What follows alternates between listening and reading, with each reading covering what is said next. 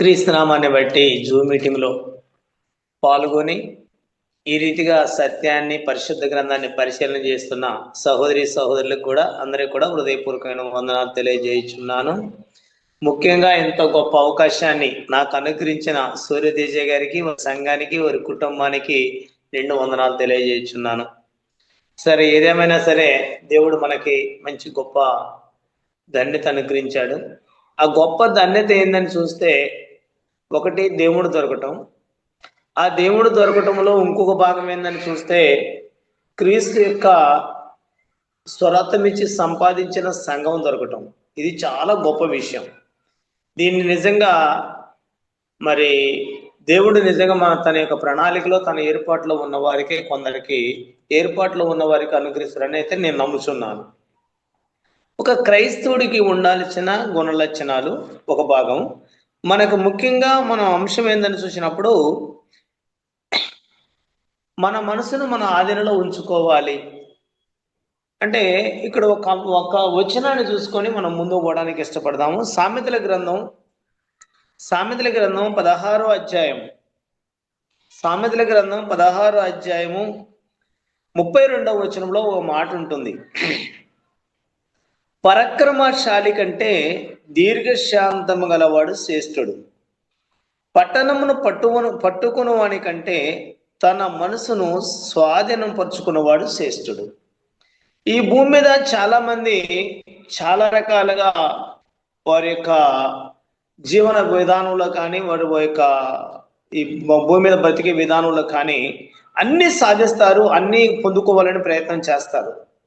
అలా తప్పేం కాదు. కానీ ఎంత పరాక్రమశాలి అయినా అంటే ఒక దేశాన్ని జయించేవాడైనా, ఒక కుటుంబాన్ని జయించేవాడైనా, రాష్ట్రాన్ని జయించేవాడైనా సరే, అక్కడ ఏమంటాడంటే దీర్ఘశాంతం చాలా అవసరం అంట.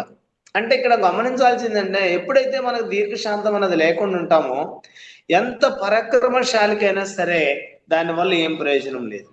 అక్కడ ఏమంటున్నాడంటే, పట్టణమును పట్టుకొను వాడి కంటే, అంటే పట్టణమును జయించేవాడి కంటే కూడా తన మనసును స్వాధీనపరుచుకునేవాడు శ్రేష్ఠుడు. ఈ రోజున అనేకమైన కుటుంబాల విషయంలో కానీ, అనేకమైన బంధుమిత్రుల విషయంలో కానీ, స్నేహితుల విషయంలో కానీ కలహాలు ఎందుకు వస్తాయని చూసినప్పుడు, వారి మనసుని తన ఆధీనంలో కంట్రోల్ చేసుకోలేని పరిస్థితి ఏర్పడదాన్ని బట్టి అలాంటి పరిస్థితి వస్తుంది. కానీ ఒక క్రైస్తవుడిగా, క్రీస్తును ధరించుకున్న వ్యక్తులుగా ఒక క్రైస్తవుడికి ఉండాల్సిన గుణలక్షణాలు ఏందని చూస్తే, మా ప్రియులు దేవుని దాసులు అంజయ్ గారు నాకు చెప్పిన మాట ఏంటంటే, ఒకవేళ కాండ్రకిచ్చి ఒకవేళ ముఖాన ఊసినా సరే చూడకపడ్డదేమో అనుకొని తుడుచుకొని పోయినప్పుడే మనం క్రైస్తవ స్వభావం కలిగిన వ్యక్తులము, అంటే క్రీస్తుని ధరించుకున్న వారము, క్రీస్తుని వెరిగిన వారము, అంటే ఆ గుణలక్షణాలు అన్నవి మనలో ఉండాలి. అలా లేకుండా గనక మనము నువ్వు ఇలా చేసావని గనక మనం అంటే మట్టికి అది క్రీస్తును ధరించుకున్న స్వభావం కాదు అని స్పష్టంగా సహోదరులు, నేను ఎన్నోసార్లు సహోదరుల్ని గునిగినా, సనిగినా, తిట్టినా కానీ ఓపికతో, సహనంతో ఈ సత్యాన్ని మాకు బోధించారు.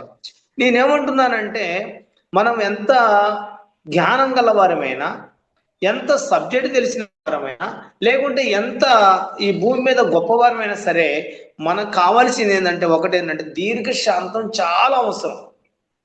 ఎందుకంటే ఒక వ్యక్తి 10 మందికి న్యాయం చేయలేడు. ఒక ఇద్దరు వ్యక్తులు పంచాయతీ మన దగ్గరకు వచ్చారనుకోండి, ఇద్దరికి మనం న్యాయం చేయలేము. ఒక వ్యక్తికి న్యాయం చేస్తాం, ఒక వ్యక్తికి ఏదో కొద్ది లోపం అనిపిస్తుంది. ఆ లోపం అయిన వ్యక్తి ఏం చేస్తాడంటే మనల్ని రకరకాలుగా మాట్లాడతాడు. నువ్వేం పెద్ద మనిషివి, నువ్వేం చేసినావు, నువ్వు నిజంగా మాకు అన్యాయం చేశావు, నాకు అన్యాయం చేసావు అని దుమ్మెత్తిపోయొచ్చు, లేకుంటే తిట్టవచ్చు, అవమానపరచవచ్చు. కానీ అవమానపరిచినా సరే మనం మట్టికి ఖచ్చితంగా మన మనసుని, అంటే మన ఆలోచనని, మన తలంపుల్ని స్పష్టంగా మన దీర్ఘశాంతం కలిగి, ఓర్పు కలిగి ఉండాలి. మన మనసుని మన ఆధీనంలో ఉంచుకున్నామంటే నిజంగా ప్రధానమంత్రి కంటే కూడా మనం గొప్పవారమే. మన మనసుని మనం ఆధీనంలో ఉంచుకున్నామంటే ఈ భూమి మీద మనకంటే గొప్పవారు ఎవ్వరూ లేరు. నేను అదే మనం ఈ సూర్యతేజ గారిని కానీ, మరి మన సురేంద్ర గారిని కానీ చూస్తున్నప్పుడు అంత వయసులో కూడా 4 గంటలు నిలబడి నలుగురికి వాక్యం చెబుతున్న దైవదాసులు ఎంతమంది వచ్చినా సరే వందనాలు బ్రదర్ అని చెప్తుంటే నిజంగా ఇంత ఓపిక ఆడించి వస్తుందంటే అది క్రీస్తును ధరించుకున్న వారికే వస్తుంది. అది క్రీస్తులో లేకపోతే రాదు. మరి క్రీస్తులో ధరించుకున్న వారు కూడా కొంతమంది, అంటే దేవుణ్ణి వెరిగిన వారు కూడా కొంతమంది, దేవుళ్ళో ఉన్నవారు కూడా కొంతమంది తన యొక్క విధానాన్ని తప్పిపోయినట్టుగా మనం గ్రంథంలో చూడగలుగుతాం. సరే, ముఖ్యంగా మన ఉద్దేశం ఏంటని చూసినప్పుడు ఒకటి ఏంటంటే దీర్ఘశాంతం ఉండాలి, ఇంకోటి ఏంటంటే తన మనసును స్వాధీనపరచుకోవాలి, స్వాధీనంలో ఉంచుకోవాలి. ఏమాత్రం కూడా ఉద్రేకానికి లోను కాకూడదు. మనిషి ఎప్పుడైతే ఉద్రేకానికి లోను అవుతారో తన కోపం తనకే శత్రువు కాబట్టి ఆఖరికి తన నాశనాన్ని తానే తెచ్చుకుంటాడు. అంటారు కదా వెనకటి పెద్దలు, తను దోకున్న గుంటలో తానే పడతాడు అనే పదాన్ని వాడతారు. అలా పడ్డ వ్యక్తుల్ని ఒక వ్యక్తిని మనం పరిచయం చేసుకుందాం. ఆదికాండంలోనికి మనం పోయినట్టయితే ఆదికాండము 34 ఆదికాండము 34వ వచనంలో మనం కొంత లేఖనాలను మనం పరిశీలన చేసుకుందాం. అక్కడ ఆదికాండము 34వ అధ్యాయంలో లేయా మొదటి వచనం, ఆదికాండము 34 మొదటి వచనం, లేయా యాకోబునకు కన్నా కుమార్తె అయిన దీనా ఆ దేశపు కుమార్తెలను చూడవెళ్ళెను. ఆ దేశపు నేలిన హివియుడునైన అమోను కుమారుడకు షెకెము ఆమెను చూసి ఆమెను పట్టుకొని ఆమెను చేయించి ఆమెను అవమానపరిచెను. అతని మనసు యాకోబు కుమార్తె అయిన దీనా మీదనే ఉండెను. ఉదాహరణకి మనం చూస్తున్నాము ఇక్కడ హమోను కుమారుడైన షెకెము అంటే యాకోబు యొక్క కుమార్తె అయిన దీనాను తను ఇష్టపడ్డట్టుగా మనం చూస్తున్నాం. వాస్తవంగా ఇష్టపడటమే కాదు, ఆమెతో తను బలవంతంగా పాపం చేసినట్టు కూడా మనం గ్రంథంలో చూస్తున్నాం. షెకెము పాపం చేశాడు, కానీ పాపం చేసిన ఆ పాపాన్ని సరి చేసుకోవడానికి ఏం చేశాడని చూస్తే షెకెము తన యొక్క తండ్రితో మాట్లాడాడు, యాకోబుతో మాట్లాడాడు, వారిరువురిని కూకోబెట్టాడు, బ్రతిమిలాడి మీ కుమార్తెను మా కొడుకు ఇయ్యండి, మా కొడుకు చేసుకుంటాడు, నా కుమారుడు తప్పు చేశాడు కాబట్టి ఆ తప్పును సరి చేసుకుంటాడని బ్రతిమిలాడి మరి అమోరు బతిలాడాడు, షెకెం కూడా బతిలాడారు. షెకెం బతిలాడి ఏం చేశారంటే వివాహానికి ఒప్పించారు. ప్రతి మనిషి తప్పు చేస్తాడు, తప్పు చేయని మనిషి భూమి మీద ఎవ్వరు లేరు, కానీ పొరపాటుని ఒప్పుకున్నవాడు గొప్పవాడు. అక్కడ హమోరు కుమారుడైన షెకెము అంటే వీళ్ళు అన్యులైనా సరే వారు చేసిన తప్పును ఒప్పుకొని యాకోబును బతిలాడి ప్రాధేయపడి మీ కుమార్తె మాకు ఇయ్యండి, మనందరం కలిసి జీవిద్దామని ప్రాధేయపడినప్పుడు ప్రియ దేవుని సంగమా యాకోబు సర్లే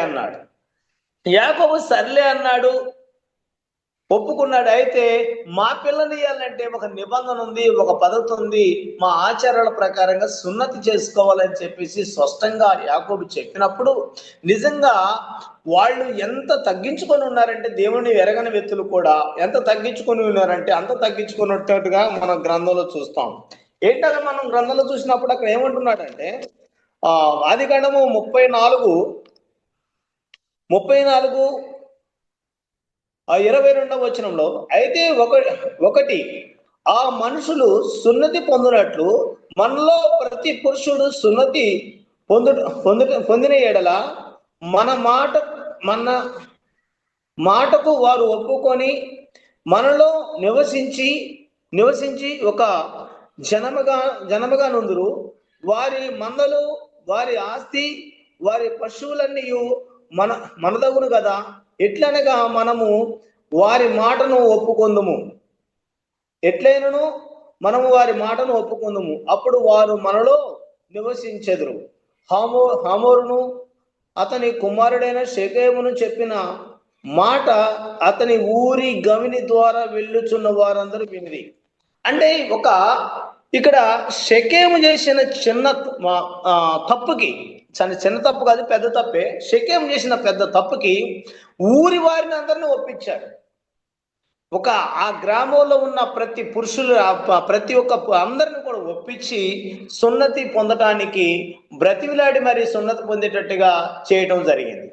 కానీ ఇక్కడ గమనించాల్సింది ఏంటని చూసినప్పుడు యాకోబు గారి యొక్క కుమారులు ఏం చేశారని చూస్తే నిజంగా కడుపులో దేశము అసూయ పెట్టుకొని నిజంగా ఏం చేశారని చూస్తే సున్నతి పొందిన 3 దినాలలో వారు బాగా ఇబ్బందిగా నొప్పిగా ఆ బాధపడుతున్న సమయంలో దొరికిన ప్రతి పురుషుణ్ణి కూడా మరి చంపడం జరిగింది. నిజంగా అంటే ప్రతి మనిషి తప్పు చేస్తాడు. క్షమాపణ అనేది ఖచ్చితంగా ఒక క్రైస్తవుడికి ఉండాలి. నిజంగా యాకోబు తన యొక్క కుటుంబాన్ని ఎంత భయభక్తులతో పెంచాడో, ఏ విధంగా తీసుకొచ్చాడో అది నిజంగా గ్రంథం ద్వారా మనకు తెలియబడుతుంది. ఆయన మొదటి నుంచి కూడా దేవుడు అంటే భయం ఉంది. దేవుడు అన్యాయస్తుడు కాదు, దేవుడు నన్ను చూస్తున్నాడు అని అంత గొప్పగా తన కుటుంబాన్ని కానీ తన జీవితంలో కానీ మరి దేవుడి యొక్క భయంతో జీవించిన యాకోబు తన కుమారులు ఏం చేశారని చూస్తే నిజంగా నరహంతకులయ్యారు. అలా నరహంతకులు కావడానికి అలా కారణం ఏంటని చూస్తే వారిలో కడుపులో ఏం పెట్టుకున్నారంటే దేశం పెట్టుకున్నారు. దేశం అంటే ఇక్కడ మనం చూడాల్సింది ఇక్కడ 30వ వచనంలో అంటున్నాడు, అప్పుడు యాకోబు సిమోను లేవి చూచి మీరు నన్ను బాధ పెట్టి ఈ దేశ నివాసులైన కనానీయులలోను పెరిజీలలోను అసహ్యునిగా చేసితిరి.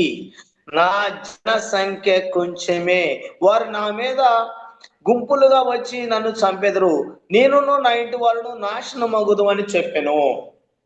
అంటే యాకోబు ఏమంటున్నాడంటే మీరు నన్ను ఏం చేశారు, ఈ లోకంలో సమాజంలో అసహ్యునిగా ఇలువ లేని వాడిగా చేశారు. ఎవరు చేశారు ఇలువ లేని వాడిగా అంటే కన్న కొడుకులే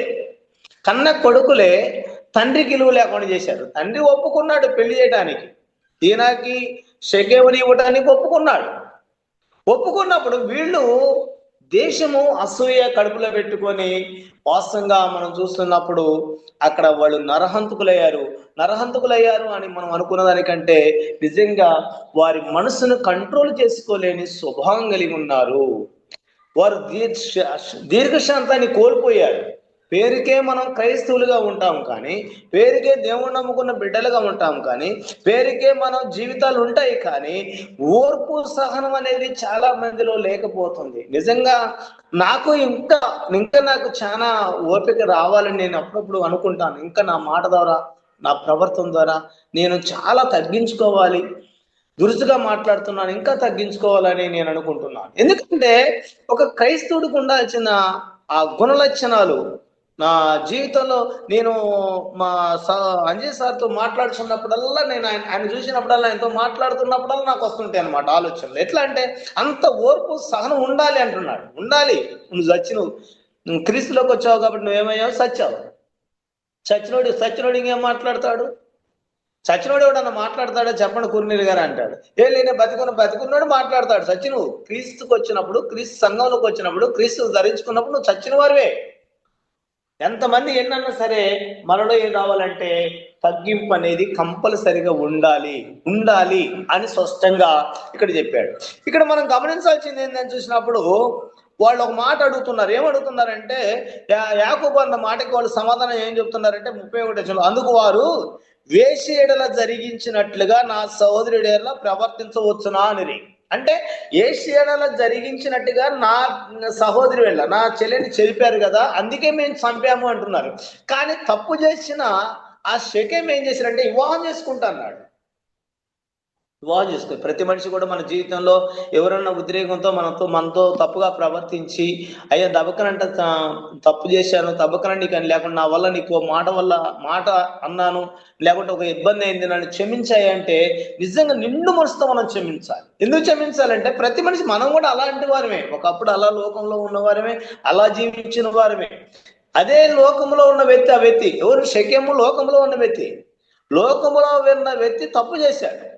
తప్పు చేసిన వ్యక్తి క్షమాపణ అడిగాడు. క్షమాపణ అడిగి పెళ్లి చేసుకుంటా అంటే కూడా ఇక్కడ యాకోబు యొక్క కుమారులు మరి షిమోను లేవీలు ఏం చేశారంటే కత్తులు దూసి మరి పురుషుడు అన్న వాళ్ళు లేకుండా అందరిని కూడా నాశనం చేసినట్టుగా మనం గ్రంథంలో చూస్తున్నాం.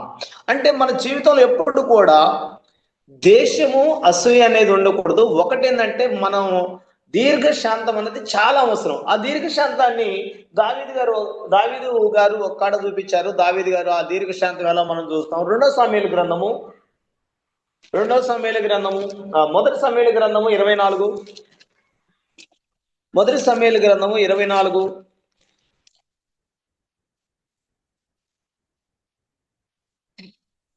మొదటి సమూయేలు గ్రంథము 24:17 వచనాన్ని మనం చూస్తే 17 వచనాన్ని చూస్తే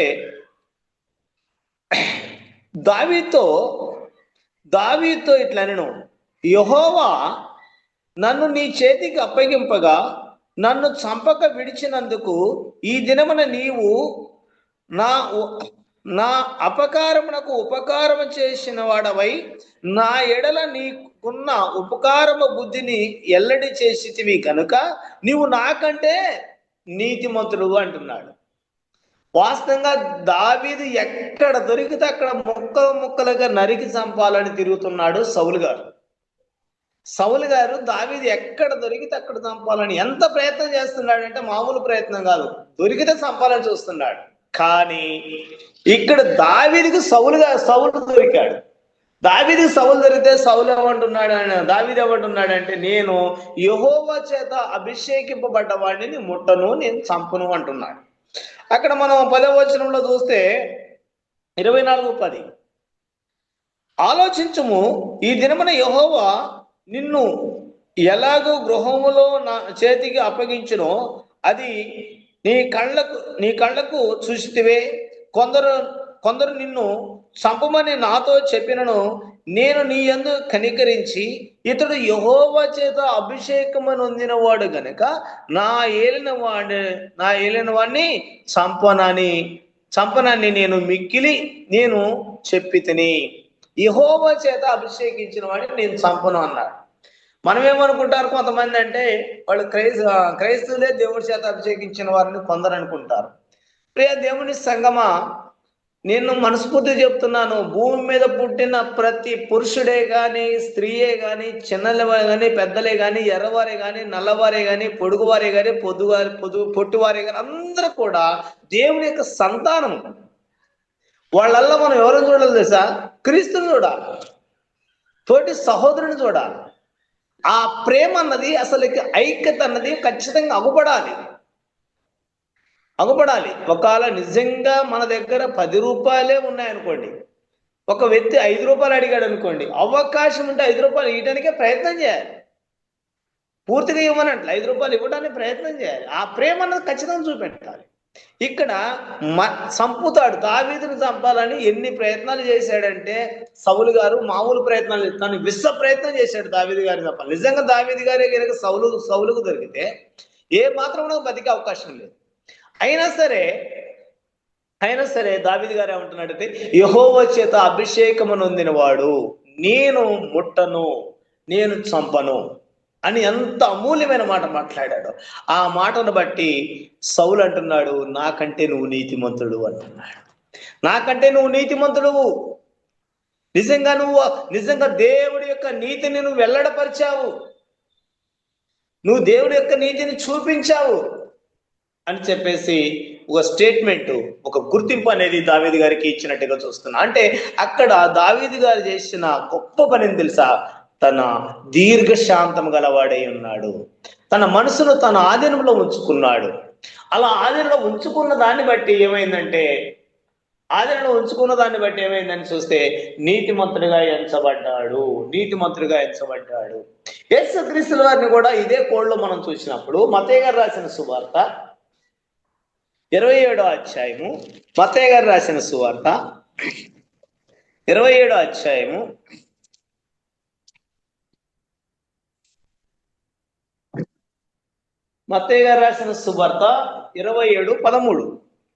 27:13 వచనం. కాబట్టి పిలాతు, నీ మీద వీరెన్ని నేరములు మోపుచున్నారో నువ్వు వినలేదా అని ఆయన అడిగిను. అయితే ఆయన ఒక్క మాట అయినను అతనికి ప్రత్యుత్తరం ఇవ్వలేదు. కనుక అధిపతి మిక్కిలి ఆశ్చర్యపడెను. అంటే యేసుక్రీస్తు వారి మీద అనేకులు, ఆ ఇశ్రాయేలు ప్రజలు అనేకమైన నిందలు మోపుతున్నారు. ఈయన ఇది చెప్పాడు, అది చెప్పాడు అని రకరకాలుగా నిందలు మోపుతున్నారు. కారణం ఏంటంటే ఆయన్ని ఈర్ష్య చేత ఆయన సెలవేయాలని ఒక ఆలోచన కలిగి, ఆయన చంపాలని ఒక ఆలోచన కలిగి యేసుక్రీస్తుల వారి మీద నిందలేస్తున్నారు.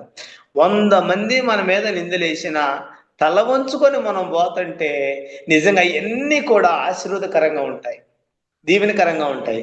అది నిజంగా నేను మా ప్రియులు అంజయ్ గారి ద్వారా నేను తెలుసుకోగలిగాను. మనల్ని ఎంత నిందలైతే అంత మేలంట. మా సార్ చెప్పే మాట, మనల్ని తిట్టారా స్తోత్రం అని అంటాడు, మనల్ని అరిసానా స్తోత్రం అని అంటాడు. మనల్ని ఏమన్నా అన్నే దేవుడు గొప్ప చెప్పు, నువ్వు దేవుడు గొప్ప చెప్తే దేవుడు చూసుకుంటాడు.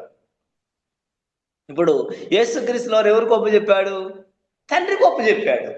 తండ్రి, నేను నీ పని నిమిత్తం వచ్చాను కాబట్టి, నీ పని నేను చేస్తున్నాను కాబట్టి.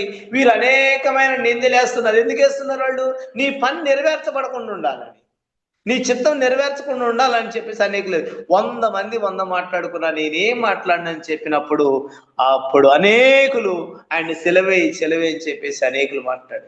మరి పిలాత ముందు యేసుక్రీస్తు వారు మాట్లాడలేడా అంటే మాట్లాడగలుగుతాడు. కానీ మాట్లాడగలిగినా సరే మాట్లాడటానికి ఒప్పుకోలేదు.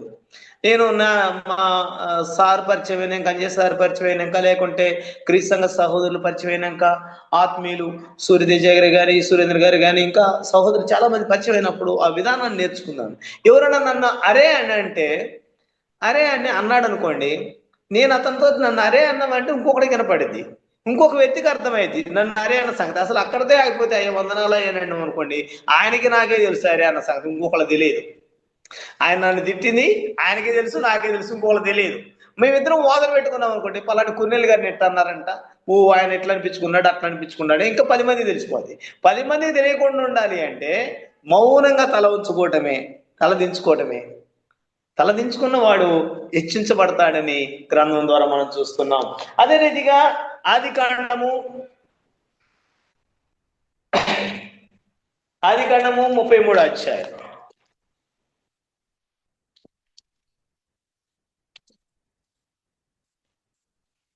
ఆదికాండము 33 అధ్యాయము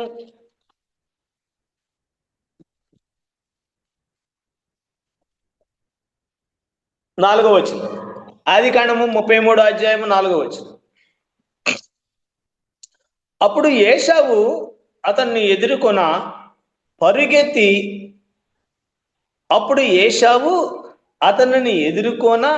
పరుగెత్తి అతనిని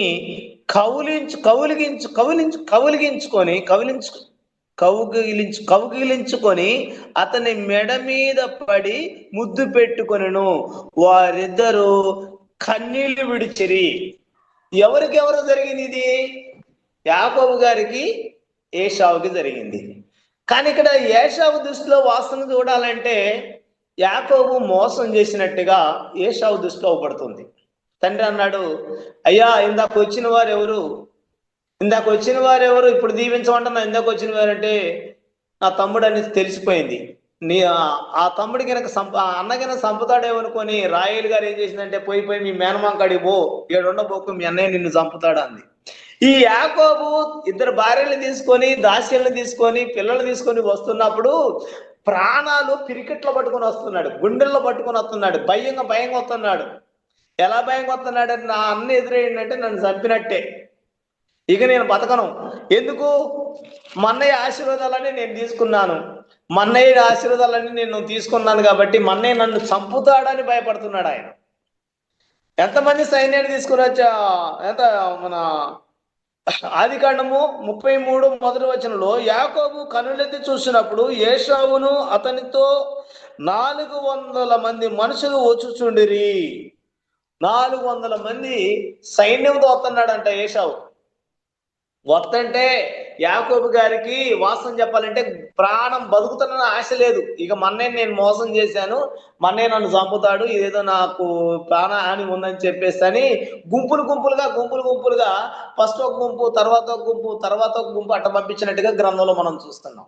కానీ ఏశావు యొక్క ఉద్దేశం ఎలా ఉందో చూడండి. నిజంగా దేవుడి యందు భయభక్తులు కలిగిన వ్యక్తి కూడా కాదండి యాకోబు. దేవుడి యందు భయభక్తులు కలిగి సాధువై ఉండి దేవుని యొక్క స్వరాన్ని విని నడిచిన వ్యక్తి. ఏశావుకి అక్కడ అలాంటి యొక్క సిచ్యువేషన్ ఉన్నట్టుగా మనం గ్రంథంలో మనమైతే చూడలేదు. ఒక పూట కూటి కోసం జ్యేష్ఠత నమ్ముకుంటూ దేవుడు దూరం అయిపోయింది ఇక. కానీ దేవుడు దూరమైన ఏషావులో ఉన్న ప్రేమ చూడండి. మోసం చేసిన ఆ యొక్క సహోదరుని కూడా ఏం చేశారంటే 4వ వచనంలో అంటున్నాడు, అప్పుడు ఏషావు అతన్ని ఎదుర్కొనుటకై పరిగెత్తి అతన్ని కౌగిలించుకొని అతని మెడ మీద పడి ముద్దు పెట్టుకొనెను. వారిద్దరును కన్నీళ్లు విడిచిరి. నా సహోదరుడా, నువ్వు తిన్నా నేను తిన్నా కాదు, నువ్వు నన్ను అన్యాయం చేశాను నేను అన్యాయం చేశాను కాదు, ఇది ఖచ్చితంగా దేవుడి చిత్తం ఇలాగుందేమో, అయినా నా తోడబుట్టినోడి నువ్వు దూరంగా ఉండటం మంచిది కాదని చెప్పేసి అని యాకోబుని కౌగిలించుకొని ముద్దు పెట్టుకున్నాడంట. యాకోబు ఏమనుకుంటున్నాడంటే నన్ను సంపుత్రేమనుకుంటున్నాడు. ఎంత తేడా ఉందో చూడండి. మళ్ళీ దేవుని వెరగనవెత్తే దేవుడిని వెరగనవెత్తే అయినా సరే తనలో ఎంత తేడా ఉందని చూస్తే ఖచ్చితంగా నిజంగా ఏషావు దేవుని యొక్క ప్రేమను చూపించినట్టుగా మనం గ్రంథంలో చూస్తున్నాం. ప్రియ దేవుని సంగమా, మనకి ఎవరో ఒకళ్ళు తెలుసో తెలియకో పొరపాటుగా ఒకలా అన్యాయం చేయొచ్చేమో, లేకుండా నష్టపరచొచ్చేమో. కానీ నష్టపరిచిన ప్రతి ఒక్కరి మీద మనం శత్రుత్వాన్ని పెంచుకుంటే చివరికి మనం భ్రష్టత్వంలోకి వెళ్ళిపోతాం, మనం ఆగమైపోతాం, మనం దేవుడి దీవెనలు పొందుకోలేము, దేవుడి ఆశీర్వాదాలు పొందుకోలేము. అందుకని దేవుడి ఆశీర్వాదాలు పొందుకోవాలి, దేవుడి దీవెనలు పొందుకోవాలంటే ఖచ్చితంగా మనము దేవుని యొక్క మహిమార్థమై వాడబడి రీతిగా తగ్గింపు జీవితం అన్నది మన జీవితాలలో ఉండాలి. అలాగ ఉండకపోతే మట్టికి మనమే అంటారు కదా, దోదోకున గుంట్లో వాళ్ళే పడతారని అలా పడతాం. అందుకని దీర్ఘశాంతం చాలా అవసరం, చాలా అవసరం. ఒకవేళ నిజంగా మనం ప్రాణం తీయడానికి వస్తారు అన్నా కానీ దేవుడి చిత్తం అలా ఉన్నదేమో అనుకోవాల్సిందే తప్ప మనం ఎదురు మాట్లాడటానికి యోగ్యులము కాము. ఆ మాటని మనం ఒకసారి చూసినప్పుడు మత్తయి గారు రాసిన సువార్త 26, మత్తయి గారు రాసిన సువార్త 26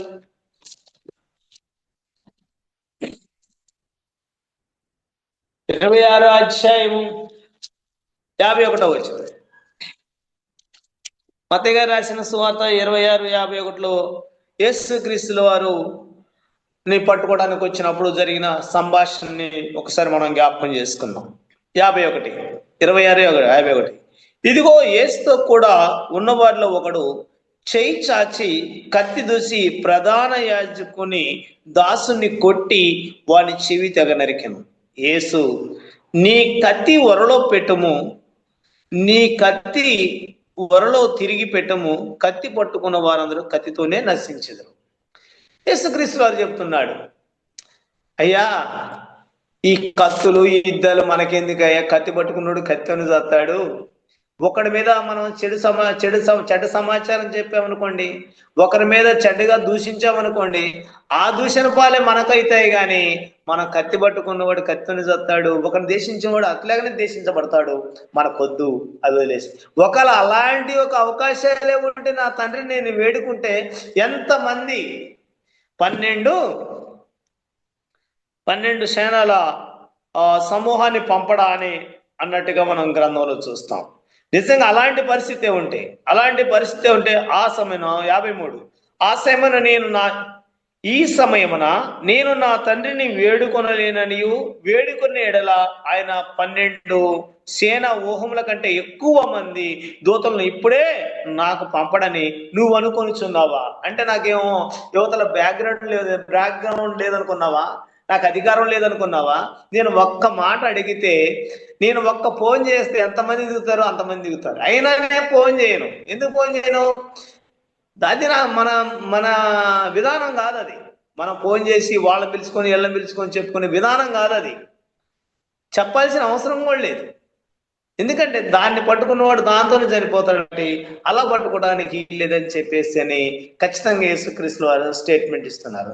ఇదే స్టేట్మెంట్ ని అపోస్తలులైన పౌరులో తను ఏర్పాటు చేసుకున్న విధానాన్ని బట్టి మనం చూడగలుగుతాం. అపోస్తల కార్యములు 9వ అధ్యాయము 15వ వచనంలో అంటున్నాడు, అందుకు ప్రభువు నువ్వు వెళ్ళుము, అన్యజనుల ఎదుటను రాజుల ఎదుటను ఇశ్రాయేలు ఎదుటను నా నామమును భరించుటకు ఇతడు నేను ఏర్పరచుకున్న సాధనమై ఉన్నాడు.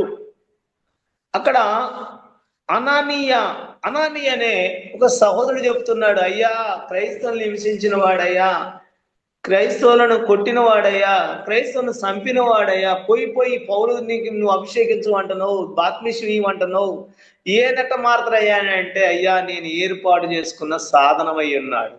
ఎవరు ఎదుట ఏర్పాటు చేసుకున్నాడు తెలుసా? ఎవరు ముందు ఏర్పాటు చేసుకున్నాడు తెలుసా? ఒకటి అన్యజనులు ఎదుట, ఇంకోటి రాజుల ఎదుట, ఇంకోటి ఇశ్రాయేలు ఎదుట క్రీస్తు నామమును భరించుటకు ఒక సాధనముగా ఏర్పాటు చేసుకున్నాడంట. నిజంగా నిన్ను నన్ను దేవుడు ఏర్పాటు చేసుకోలేదా? ఒక సాధనముగా నిన్ను నన్ను ఒక పనిముట్టుగా దేవుడు ఏర్పాటు చేసుకోలేదా?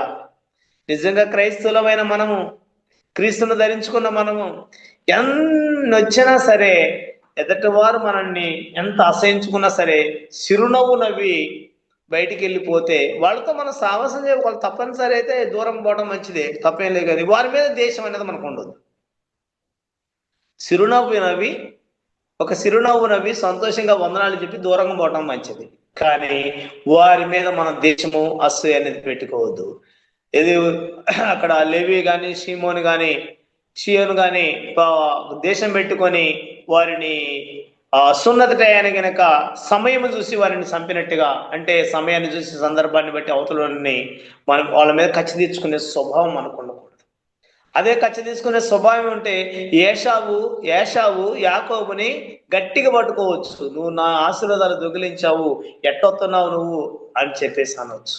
కానీ ఎప్పుడు అన్యుడైనా సరే, దేవుడిని వెరగని వ్యక్తి అయినా సరే, అన్యుడు కాదులే కానీ దేవుడిని వెరగని వ్యక్తి అయినా సరే, ఏ మాత్రం కూడా మరి యాకోబుని అతను ముద్దు పెట్టుకుని కన్నీరు విడిచి దగ్గర తీసుకున్నాడు. మనం కూడా మన చెడు చేసిన వాళ్ళకి మేలు చేస్తే ఇంకా మంచిదండి. చాలా మంది అంటారు మా చెడు చేసిన వాళ్ళకి మేలు చేయడం అంటే, మరి అదే కదా మన క్రైస్తత్వంలో ఉన్న ప్రేమ.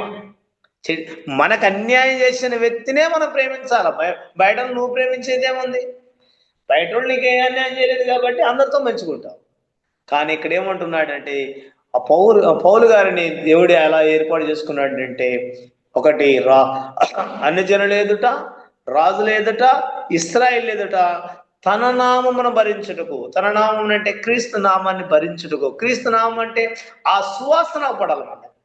ఆ సువాసన అవపడాలని స్పష్టంగా చెప్తున్నాడు. చివరిగా మనం ఒక వచనం చూసుకొని ముగించుకోవడానికి ఇష్టపడదాం. కొలస్సీలకు రాసిన పత్రిక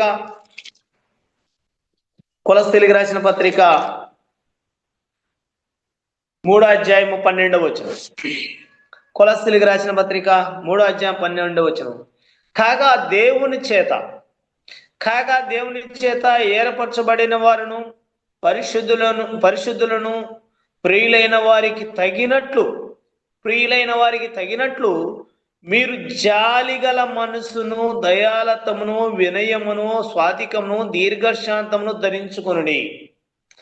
ఇక్కడ అంటున్నాడు, దేవుని చేత ఏర్పరచబడిన వారు. నిజంగా మనం దేవుని చేత ఏర్పరచబడ్డాం. నిజంగా ఆ ప్రేమ, నిజంగా నేను సహోదరులు చాలా మందిని కలుస్తున్నప్పుడు, క్రీస్తు సంఘ సహోదరులు కలుస్తున్నప్పుడు, వందనాలు బ్రదర్ అని వాళ్ళు మాట్లాడుతుంటే అసలు ఒంట్లో ఉన్న రోగాలు కూడా పోతాయి అనిపిస్తుంది. అంటే అంత ప్రేమతో ఒకరినొకరు ఆప్యాయతగా కలపరించుకొని, ఎక్కడెక్కడ వారమో, ఎక్కడెక్కడ ఉన్నామో, అసలు ఎవరి స్థలాలు కూడా ఒకళ్ళ స్థలాలు తెలియకపోయినా సరే దగ్గర తీసుకొని, వందనాలు బ్రదర్ బాగున్నారా, అమ్మాయి బాగుందా, పిల్లలు బాగున్నారా, సహోదరు, అలా అంటే ఆ ప్రేమ అన్నది మనల్ని బలపరిచింది, కురిపలిపిద్ది, మనని ఉత్సాహంలోకి, క్రీస్తులో ఇంకా బలంగా వాడుకునే అవకాశం దొరికింది. అందుకని అంటున్నాడు, దేవుడి చేత ఏర్పరచబడిన వారును. ఆ ఏర్పరచబడిన వారు ఎలా ఉండాలంట? పరిశుద్ధులను, ప్రియులైన వారికి తగినట్లుగా. ఎదటి వారు ఏదైతే ఆతిథ్యం ఇస్తున్నారో, ఎదటి వారు ఏ ప్రేమని చూపిస్తున్నారో అంతకు రెట్టింపు ప్రేమను మనం చూపించాలి. ఆయనకేం తెలుసా అండి, ఇదంతే అంటాడు లేండి ఆయన అనుకోకూడదండి. ఆయన తెలియకాదు, దేవుడి ప్రేమ అది. ఒక వ్యక్తిని దగ్గర తీస్తున్నాడంటే దేవుని ప్రేమ. ఆ ప్రేమ తగినట్టుగా మనం జీవించాలి. అదే అక్కడ అంటున్నాడు, ఎవడైనాను, ఇక్కడ 13వ వచనం, ఎవడైనాను తనకు హాని చేయవలనని ఒకరినొకడు అనుకొనని ఎడల ఒకరినొకడు సహించు, ఒకరికొకడు క్షమించుడి. ఒకరు హాని చేయాలన్న ఆలోచన కలిగిందన్న సంగతి తెలిసినా, నన్ను చంపాలని చూస్తున్నాడా, నన్ను కొట్టాలని చూస్తున్నాడా, అయినా సరే క్రీస్తు నామాన్ని మనం క్షమించాలి. క్రీస్తు నామాన ఆ క్షమాపణ అనే గుణం మనకు ఉండాలి. క్షమాపణ గుణం ఉండి దూరంగా ఉండాలి. అది దగ్గర ఉండి మనం ఆయన చేతిలో దెబ్బలు తినడానికి కాదు, తనడానికి కాదు, దూరంగా ఉండాలి. కానీ క్షమాపణ అనేది ఉండాలి. క్షమాపణ లేకుండా దూరంగా ఉన్నా సరే మనం క్రీస్తు యొక్క శరీరంలో రక్తంలో పాలుభాగస్థులం కాలేము. ఎందుకంటే ఎందుకంటే నువ్వు మందిరానికి పోనప్పుడు నీ ప్రవర్తన జాగ్రత్తగా చూసుకోవాలన్నాడు కదా. మందిరానికి పోనప్పుడు ప్రవర్తన జాగ్రత్త చూసుకోవాలన్నాడు. మత్తయ్య గారి సువార్తలు ఏమన్నాడు? నీ సహోదరుడి మీద ఏమైనా వేచి ఉన్నట్టయితే నీ అర్పణ వదిలిపెట్టిపోయి ముందు క్షమాపణ ఆ అర్పణ వదిలిపెట్టిపోయి ముందు ఆ క్షమాపణ అడిగి రమ్మన్నాడు. అర్పణ వదిలిపెట్టిపోయామంటే నిజంగా అర్పణ ముందు మన మనసులో ఒక క్షమాపణ గుణం అనేది ఉండాలి. అది ఖచ్చితంగా మన జీవితాలలో ఉన్నట్టయితే క్రీస్తు యొక్క స్వారూప్యంలో మనం ఎదగటానికి దేవుడు గొప్ప అవకాశాన్ని మనకు అనుగ్రహిస్తాడు. నిజంగా అంటే ఒకటి మనం దీర్ఘశాంతం అనేది చాలా అవసరం. ఒకటి మన మనసుని మనం ఆధీనంలో పెట్టుకోవాలి. కానీ ఇంకా నాలో మార్పు రావాలని నేను కోరుకుంటున్నాను. అలాంటి ఒక ఓర్పు సహనం నా మనసుని నేను కంట్రోల్ చేసుకొని దీర్ఘశాంతం కలిగి అనేకులకి అవకాశం, నా దేవుడు నాకు ఇచ్చిన అవకాశాన్ని బట్టి, నాకు ఇచ్చిన ఆరోగ్యాన్ని బట్టి, మరి నాకు ఇచ్చిన అవసరం బట్టి అనేకులకి క్రీస్తు యొక్క సంఘముల గురించి, దాని సువార్తల గురించి అనేకులకు చెప్పాలని ఆశపడుతున్నాను. మరి దయచేసి ఈ జూమ్ మీటింగ్ లో ఉన్న సహోదరులు కూడా హృదయపూర్వకంగా నా కొరకు ప్రార్థన చేయండి. పరిచర్యలో అనేకులకి సువార్త చెప్పే భాగ్యాన్ని దేవుడు నాకు అనుగ్రహించాలని కోరుకుంటున్నా. ఇప్పటి వరకు ఓపికతో ఉన్నా మీ అందరూ కూడా హృదయపూర్వకమైన వందనాలు తెలియజేస్తున్నా.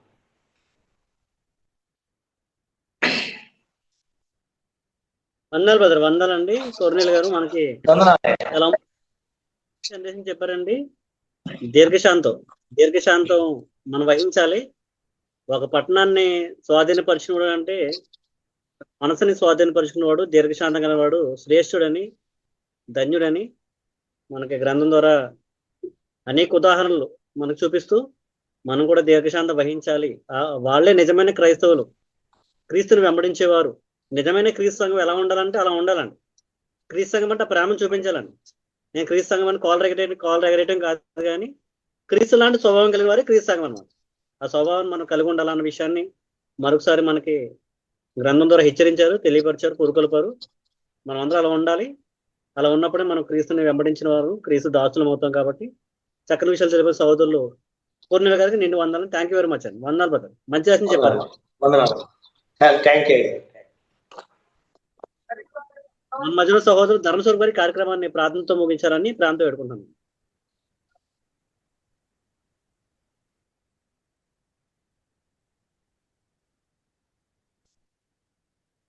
మనకు మంచి సందేశం ప్రియులు మనకి ఇచ్చారండి.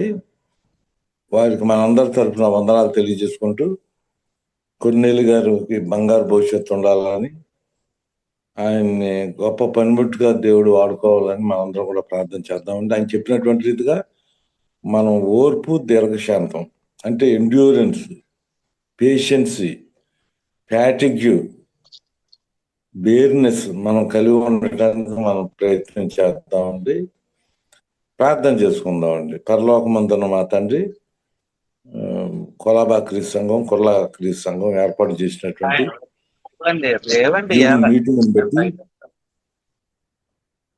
జూమ్ మీటింగ్ని బట్టి మీకు వందనాలు తెలియజేసుకుంటాం.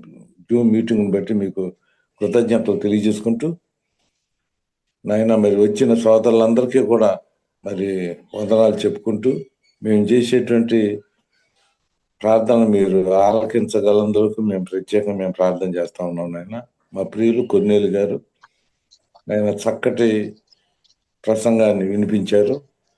అందుని బట్టి మీకు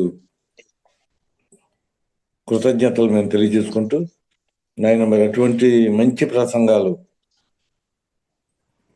మేము జూమ్ క్లాస్ ద్వారా మేము వారానికి 3 సార్లు వినటానికి, సోమ, మంగ, బుధ 3 రోజులు కూడా మేము దేవుని యొక్క వాక్యాన్ని వినటానికి దయ చూపించాలని మేము ప్రార్థన చేస్తా ఉన్నాం.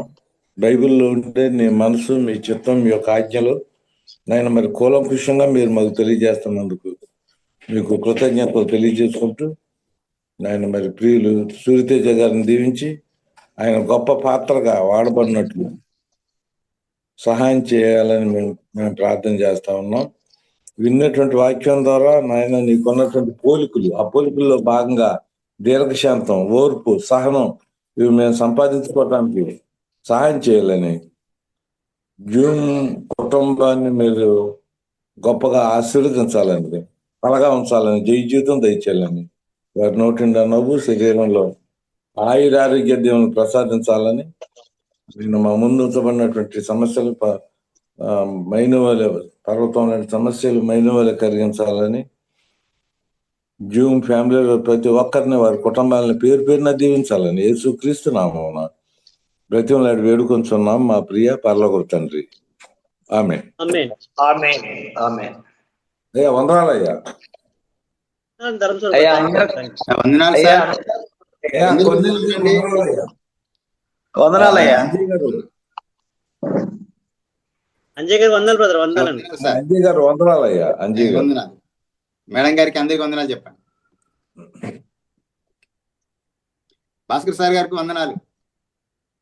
అయ్యా నమస్తే అయ్యా. వందనాలు సార్.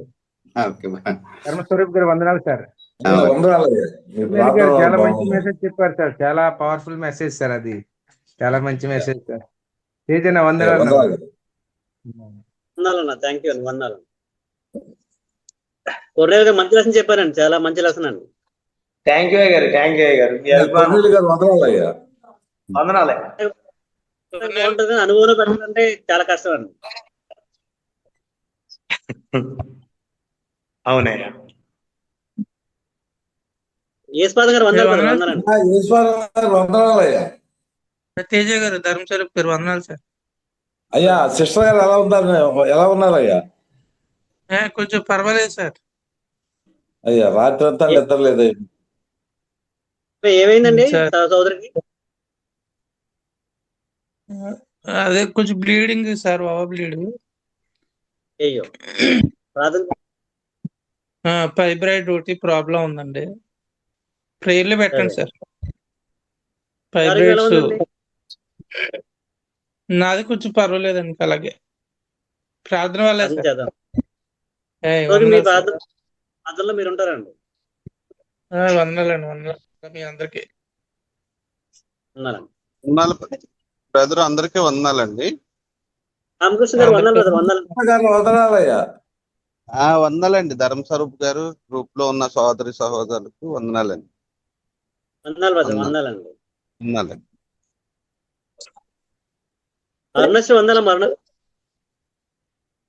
వందనాలు బ్రదర్స్. అమ్మ అరుణ గారు వందనాలమ్మా. వందనాలు. దేవి సిస్టర్ వందనాలమ్మా, దేవి సిస్టర్.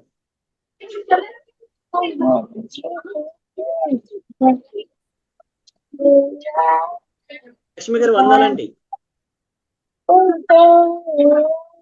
వందనాలమ్మా. అండి అందరికీ వందనాలు. స్వప్న సిస్టర్ వందనాలమ్మా, స్వప్న సిస్టర్. వందనాలు బ్రదర్. వందనాలు, వందనాలండి. స్వప్న సిస్టర్ అండి, అంజయ్ గారు పాప అండి, చాలా ఆసక్తి పర్రాలండి. జూమ్ ఆన్ చేయగానే మొదటగా ఆవిడ ఉంటారండి. స్వప్న గారు చాలా ఆసక్తి పర్రాలి అంజయ్ గారు లాగా. థ్యాంక్ యూ అండి, థ్యాంక్ యూ. వందనాలమ్మా గారు, వందనాలమ్మా.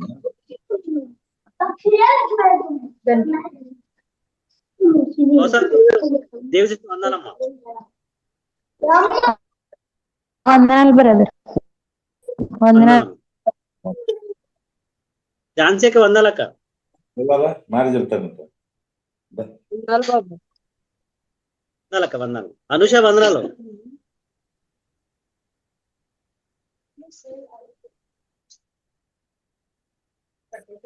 అందరికీ వందాలండి ప్రభు పేరట మరొకసారి. అందరికీ బాయ్ అండి, అందరికి గుడ్ నైట్ అండి. బాయ్ బాయ్ అండి.